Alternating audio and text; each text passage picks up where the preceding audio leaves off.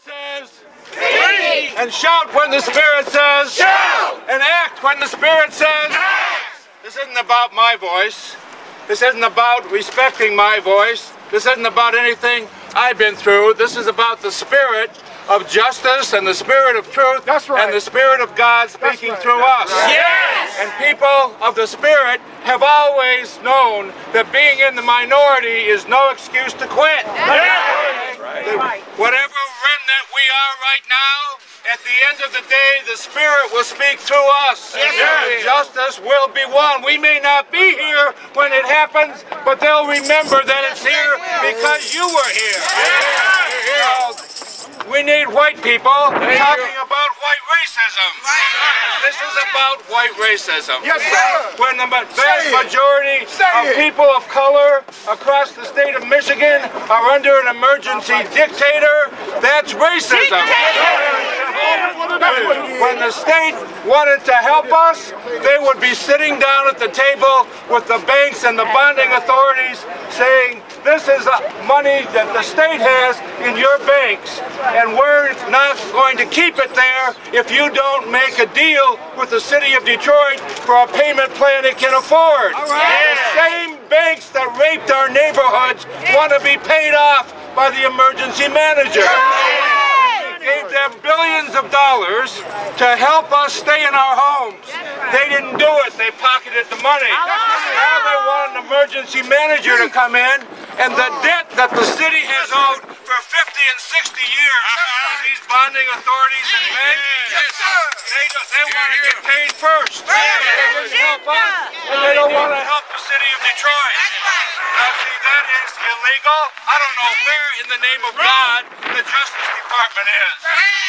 When the vote was destroyed in the South, the Justice Department finally came in. The question I have to hold another is it going to take dogs going after our children before they come in here? Now, this is white racism. It is the refusal of the state to cancel revenue sharing, real money that belongs to the city. And it's a decision to not sit down and use the economic power the state could have had to move down the debt of the city of Detroit so that it could pay its own debts. Thank you for being here. Thank you. As far as I'm concerned, this is a synagogue, this is a church, this is a temple.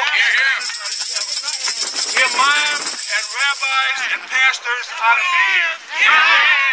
Your religious leader is not here, then you need to go to that person and say, why aren't you here? They're not here, why are you there? Why is it that we're putting money and attendance in pews and the people are home watching TV while you're risking arrest out here? So what we want you to do is go to your religious leader, whoever it is, and say, you want my support? I need your support. Next time I'm in the street, you'll be in the street. So here we are. We're going to speak when the Spirit says speak, shout when the Spirit says shout, and act when the Spirit says shout. And it's not about Reverend Bullock or Reverend Rowe. It's about the Spirit of God speaking through you. Thank you for being here.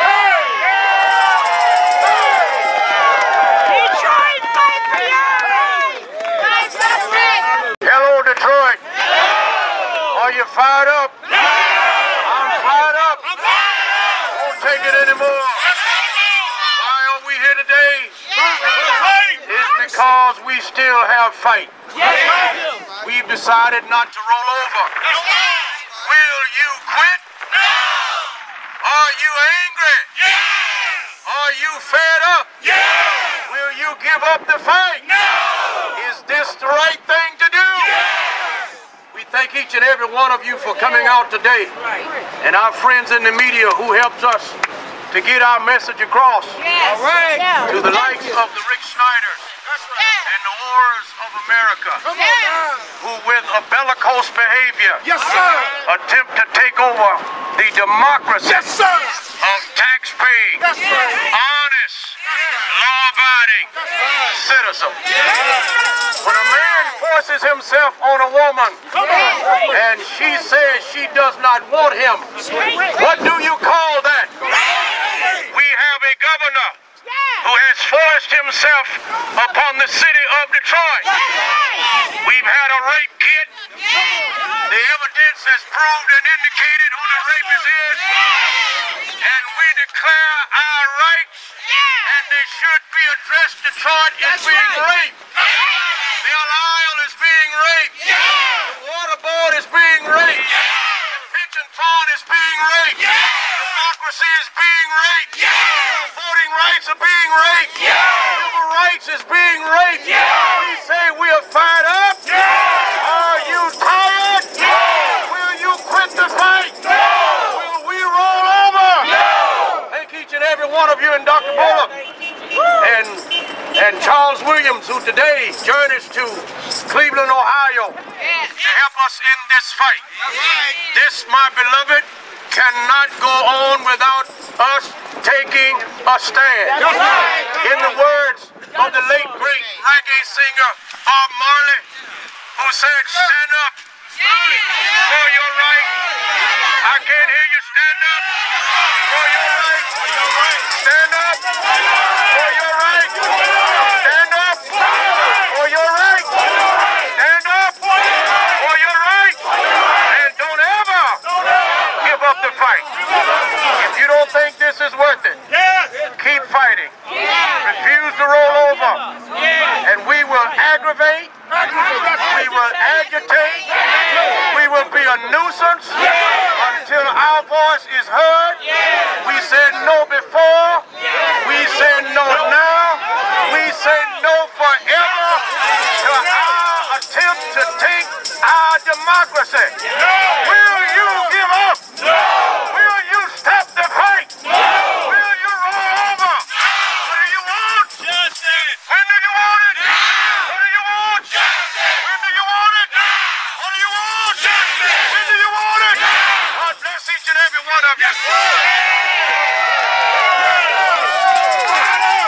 We say Reverend Tellis Chapman, representing an association of church, organization of multiple churches. We stand here today with the faith community behind us. Let it not be said that every preacher is on the governor's side. We have righteous men and women of God fighting with the people. Let's give him a hand. Now you may have heard of Sojourner Truth. You may have heard of Harriet Tubman. You may have heard of Fannie Lou Hamer. You may have heard of Shirley Chisholm. But Detroit has its own version. Strong African-American female leadership. So happy to have with us a righteous elected official who knows exactly what emergency management means firsthand. Because she has seen it not work in the city of Highland Park. I want you to put your hands together as we receive one of our greatest leaders, now Wayne County Commissioner, Martha Scott. Put your hands together.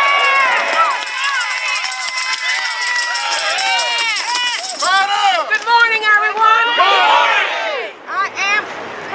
I am Wayne County Commissioner Martha G. Scott. Thank you. And since 2001, we've had a financial manager in the city of Highland Park.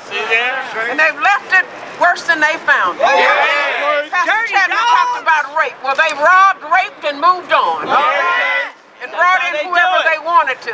Can you imagine bringing someone all the way from Atlanta, Georgia to run your water department and did not do anything about it? And now we're on Detroit's water and we don't know for how long because they didn't do any maintenance work on our own water department.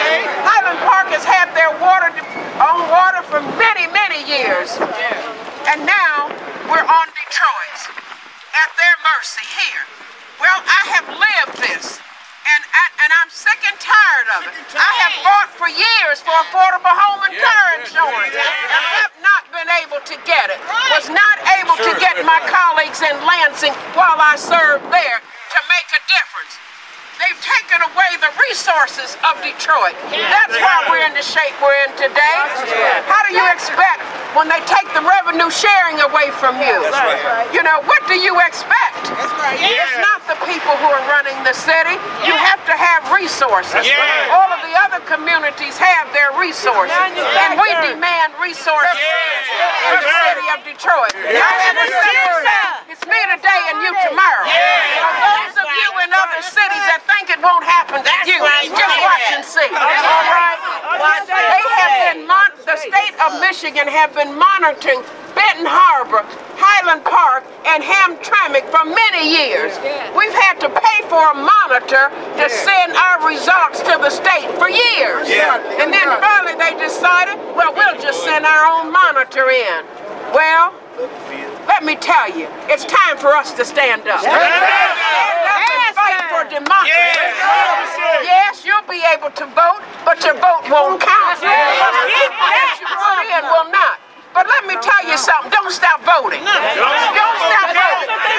More than ever now, all right? Because it's not going to last forever as long as we stand together. And we intend to stand together and fight this fight. We're no ways tired, all right? All right? My back don't bend, all right? All right, thank you all, and I thank everybody for being here today. All right.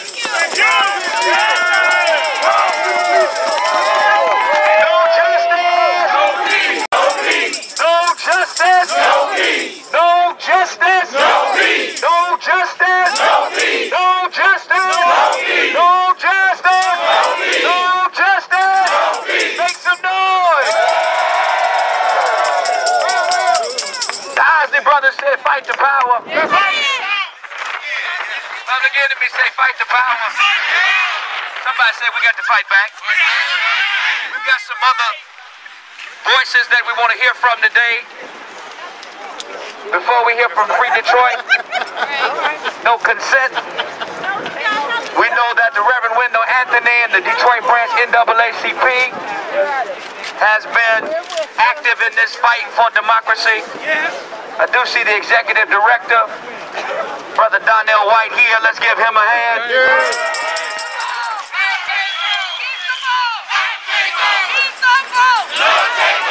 All right, brothers and sisters, I just got in from Chicago. We ain't playing. All the school systems have joined together, black and brown school system, to deal with all these problems we're having with our democracy being taken away from us. We will be in D.C. on the 6th. We have been traveling all over the country. There are 20 school systems that are going through the same thing we're going through. That's right. These people are playing. They are determined to make our children slaves. And we say backwards never, forward ever. Forward ever. In the meantime, we've been able to get to the President of the United States. Be quiet. Now the media don't want to print nothing we say because they on the other side. We know what we're up against, and that's why I've been so quiet. We now have consent for the government to investigate the state of Michigan on the emergency.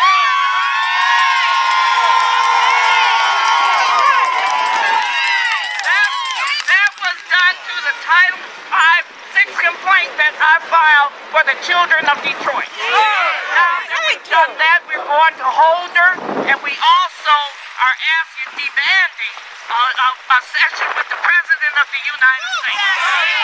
This group is not playing. We never have been playing, and we've been moving forward. Some of you have been with us. You've been with us to Selma. You've been with us to D.C. NAACP send your children with us. Our children are marching. They know what's happening.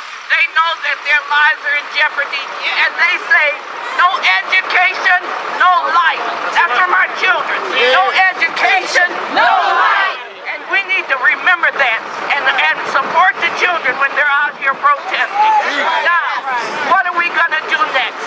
We have another Title VI complaint, and it is going to Holder. This is the next step. We have a strategy. We're spreading all over the country. We are from California, New York, D.C., Mississippi is involved with us. All these states have come together to preserve our democracy. Don't think Detroit is by itself, because we are not by ourselves. We're not by ourselves. This is a step to put us back into slavery. Before I be a slave, I'll be better than my Lord, and be free.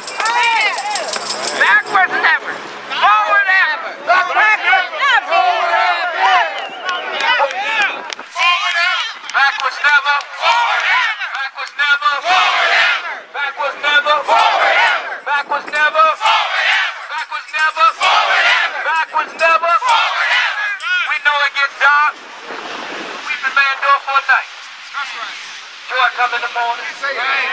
We will not bow down. Never. We will not bend. Never. We will not give up. Never. We will not throw in the towel. Never. We'll keep on fighting. We will stand in the cold. We will march in the rain. We will continue to protest. If we have to walk to Lansing, we will walk. If we have to stand at the state capitol, we will stand.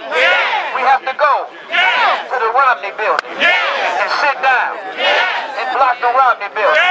We'll block the Romney building. If we have to, take buses to Washington, D.C., to see the Attorney General. The buses are going to leave Detroit. We will do whatever we have to do to have our voices heard and our democracy protected. Because this is wrong. This is wrong. This is wrong. Somebody say this is wrong. And we are not going to let wrong be right in the state of Michigan. Let me hear you make some noise. Now there's a man who has been informing us about the bank's role in this crippling manufactured crisis. It's a lot of money. You know, I've said it like this before. If you get into a car accident, the trauma unit comes out, the first thing they got to do is they got to stop the bleeding. The second thing they have to do is they have to give you a blood transfusion. If you get into an accident, the trauma unit responds and they don't stop the bleeding. But they actually give you blood therapy. They're not helping you, they're hurting you. Jerry Goldberg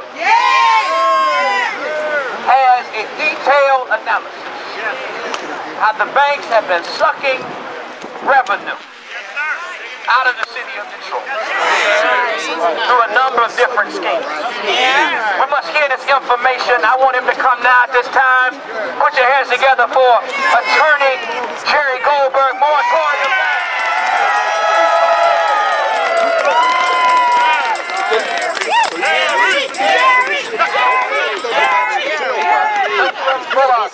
Just to say a couple words, the Colonel Lott, when they talk about why Detroit needs an emergency manager, they point at the $16.9 billion in debt that the city owes to the banks. Of course, $4.9 billion of that is interest and other profits for the banks.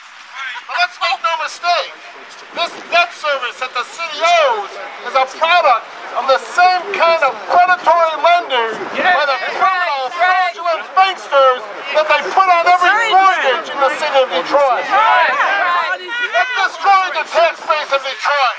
It said we had 150,000 foreclosures from 2005 to 2010 because 85% of the mortgage loans in Detroit were predatory, racist loans. They moved 200,000 people out of Detroit, destroyed our tax base, and now these same banks, Chase, Citi, Bank of America, they're the ones who claim the first lien on our tax dollar. If you look at the Emergency Manager Act, it provides, it guarantees, the only contract that it guarantees is the payment of the debt service to the banksters. You can break union contracts, sell off assets, but the banks are guaranteed their debt service.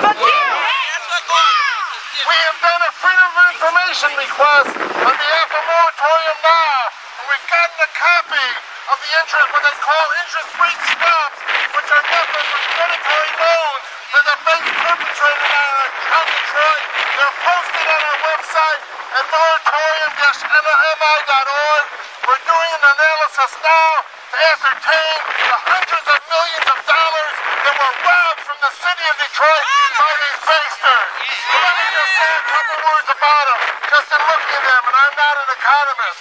The first thing you notice is at the precise moment that the city bonds were getting ready to adjust to virtually no interest when interest rates collapsed, what these banks came in is they locked the city at the fixed rate interest deals at 6-7%, which cost the city hundreds of millions of dollars, if not billions of dollars. going to be fed with the naming of an emergency manager, every one of them, which means the city is immediately on the hook for hundreds of millions of more in bond payments to these banks. This is robbery against the people. We shouldn't pay the banks $1. The financial review team report shows that the city takes in enough tax dollars to maintain every service if it wasn't for the payment of this debt service to these banksters. We say cancel the debt to the banks, pay the workers, maintain the service. We're really responsible for this crisis. Not us the people, not the banks. And let's end one last comment. People should read the article that Diane Bukowski's written in Voice of Detroit. Where does this new guy come from? His law firm represents the very banks that are going to get the debt service in our tax dollars. Stop paying the banks. Keep the workers. Let's put up a fight. Let's demand that the banks repay us the billions that they've stolen from the people of Detroit.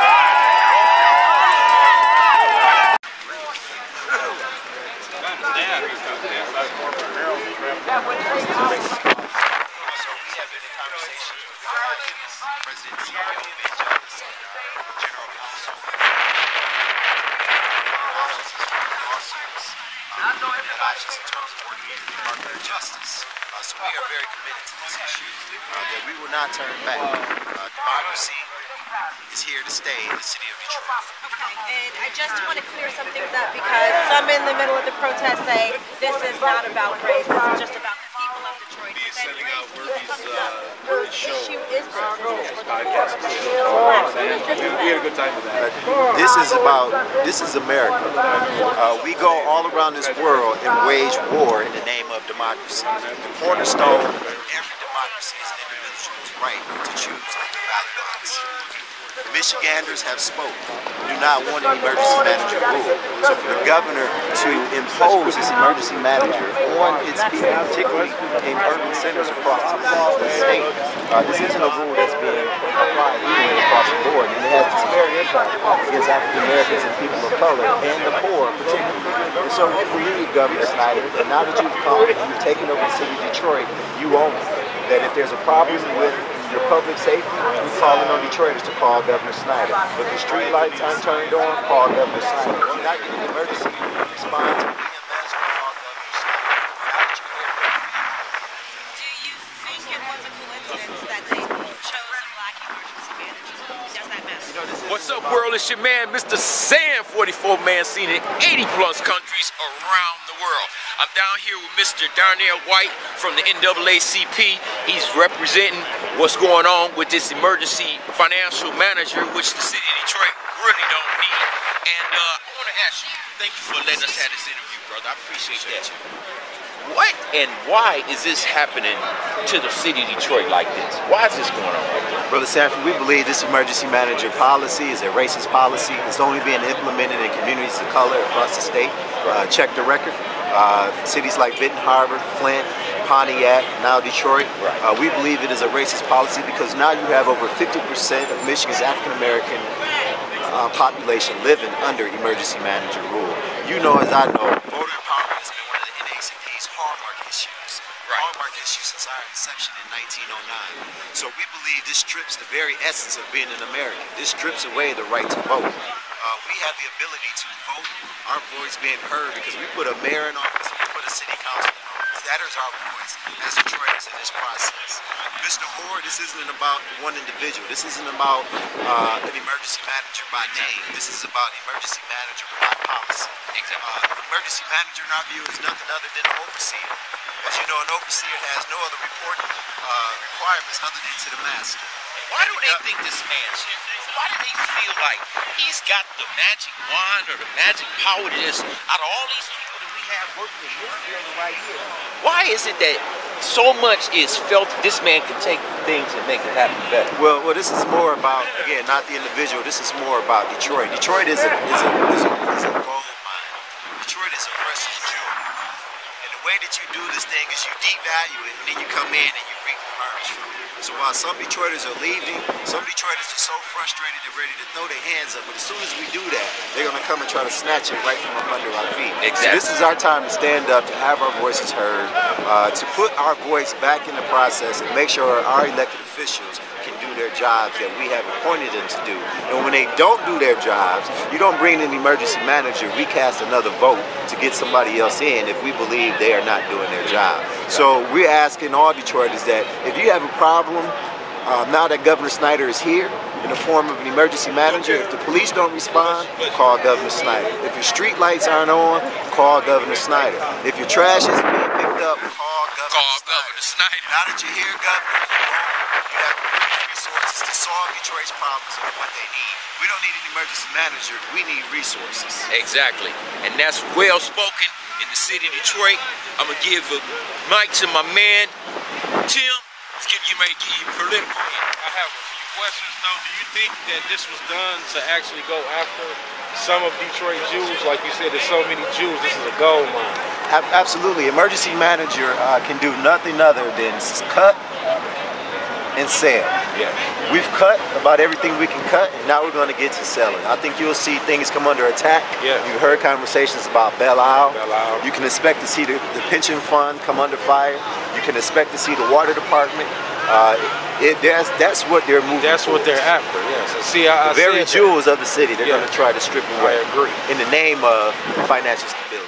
Yes, and I agree with that because I was saying the same thing when Snyder came in, and the issue was raised about the money that the state owed the city of Detroit, and how he played the hand with them, like, okay, I'll do this if y'all do that, and it's like, you know, it was obvious from the beginning, like, oh, they after the Jews.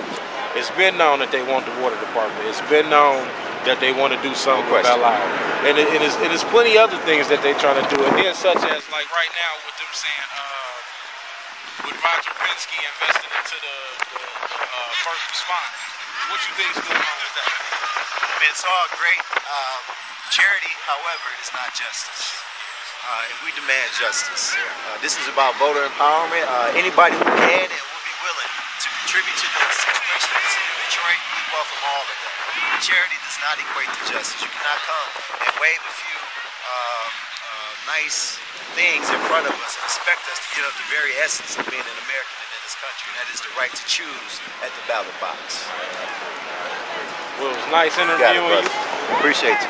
Appreciate you. Appreciate you. It's your man, MrSan44Man down here, stuck through it with y'all so we could see what was going on. We had this big rally. The people did come out. It's snowing now. It's cold, I'm freezing. But man, Tim came up out of school. But what you think today? Hold on, we're gonna do this. Actually, I'm feeling like, you know, the brother Dwight, he came with a lot of good things, because that was the main thing that I was believing, is that, you know, they're after the city Jews, as we spoke on a prior segment we done. It's time for the citizens of Detroit to wake up, of all ages and all groups, because, you know, us as black people, as a black culture, we lost a lot of our ancestors due to the right to vote. So it's time for us to stand up and let our voice be heard. I feel like this EMF situation it's not gonna work. It hasn't worked for smaller cities that you can fit 3 or 4 or 5. You can fit 5 Flints in the city of Detroit, if not more. You can fit 5 Pontiacs in the city of Detroit, if not more. And it didn't work in those situations. So I feel, as a resident of the city of Detroit, we all should get down here and we all should protest. And it's not gonna take one day, and we don't know how long it's gonna take. But we have to demand our respect when they won't give it to us. That's just where I come from. And speaking on that term, look at the way that our city government has come and fallen. We've seen a young African-American black male reach from the very top to drop rock bottom at a time when a financial manager comes into this play. It was all like a domino effect. Mayor out, he's jailed because he pissed one of these out. But what about those white people that was involved? It wasn't just Kwame and his boy. Well, where's all those other people that was snitching? and telling? When do they go to jail? When can MrSan44Man show that in 80 countries around the world? Because see, all I'm seeing is him going to jail. And why does that man, out of all this stuff that all these other people did, why is he getting 20 years or plus years? That man is no different than the average person selling dope on Linwood and Pingree. Okay? He's getting the same treatment. But this man occupied offices in here. The average drug dealer occupying the street corners of Detroit. What's the difference? We need to change our structure. We need to change our kids' thoughts. We need to get educated for ourselves, and we need to have some stability within our community. Everybody is so for everybody else. Nobody wants to help anybody else unless it's something on a racial plateau. Let's set that aside. We already know that. But do and lead by leadership is what we're trying to accomplish. That's why MrSan44Man show is seen in 80 countries around the world. I'm endorsed by the President of the United States. Do you understand? I am seen everywhere. I'm a brother that's tired of seeing black men at a disadvantage in this world. And then when we do something and accomplish something and become educated, it's like, wow, I never knew. But that, now you know. It's your man, MrSan44Man, down here with his partner, Tim. We on that political issue I told you was going down. Detroit Raw. Peace. Can we get interview? What's up, world? This is your man, MrSan44Man, seen in 80 plus countries around the world. Y'all see me in action right there with the news media, getting my thing done for today with the emergency financial manager. I'll let y'all check out this news story. I really hope that out of these two parts, y'all got a good understanding about what's going on and how serious this is. But your man, MrSan44Man, I'm out there, I'm doing my thing, I'm out there with the citizens, and I'm trying to make sure that I get the information to y'all, because it's up to y'all to help to make this thing private. And also get the private people to get this to be public. Everybody's trying to make this situation private. It's not private, it's public. So let's make it happen, y'all. This is MrSan44Man. Check out the story. The first thing I did was meet with the mayor and thank him for his partnership and his cooperation in coming in. On the job, Detroit's emergency financial manager takes the reins of a mission to turn around one of America's most troubled cities. Good evening, and thank you so much for joining us tonight. Kevin Orr spent day one as the state's point man in the takeover of Detroit by reaching out to city leaders. The bankruptcy attorney held out what he calls a sincere olive branch in hopes they can all work together. 7 Action News reporter Bill Proctor tells us about a day of meetings that could set the tone for Detroit's future. The parade of city council members started early, with most saying nothing about their meeting with the emergency manager, but it was more than a meet and greet, according to Councilman James Tate. Well, we did talk a bit about moving forward, what's next, and how do we work together. Certainly didn't get a chance to talk about every issue, but I am encouraged that much of what we discussed, it seemed as if we're on the same page. The emergency manager appeared with the man he called his partner in the Fix Detroit Finances endeavor, saying those meetings with elected officials were first up in the short term. The long term is to try to look at what we can do for both immediately to address some of the issues that are outstanding, but long term set up a strategy, or stratagem if you will, for what we need to do on the debt service side, as well as with regard to the employer and retirement issues, as well as city services. That's pretty key. I can't do everything that I want to do by myself. He has the authority and some powers that I didn't have. And so we want to try to see how we merge all of that together for the betterment of the citizens and those who live and work in our city. The fact that the mayor didn't invite council members to the announced private business donation of emergency vehicles this morning was not lost on Tate. I wasn't invited to the press conference, and I think that really kind of underscores the perception that we don't get along. Maybe the council didn't notice that the manager also was not present. But for Councilwoman Jenkins, consider her undecided. I can't say he has my support. I don't know what his plans are and his intentions are. So until I know that, I can't speak to support or not supporting him. That was Bill Proctor reporting there. Some people are happy to see this new EFM, but clearly others are not so happy. Food justice! Food justice! Make some noise! Crowd of several dozen people gathered right outside City Hall to show their opposition to Orr's appointment. The group was vocal about their concerns and even called the appointment of an EFM racist and against democracy. There were extra security officers right outside the Spirit of Detroit where the protesters gathered, but the demonstration at least appeared to be peaceful. Meantime, a gift from business leaders means more safety and security for Detroiters. Mayor Dave Bing and billionaire businessman Roger Penske unveiled the donation of $8 million for public safety.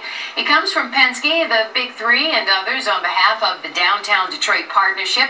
All 23 of the city's EMS fleet will be replaced, and 100 new police cars will be purchased.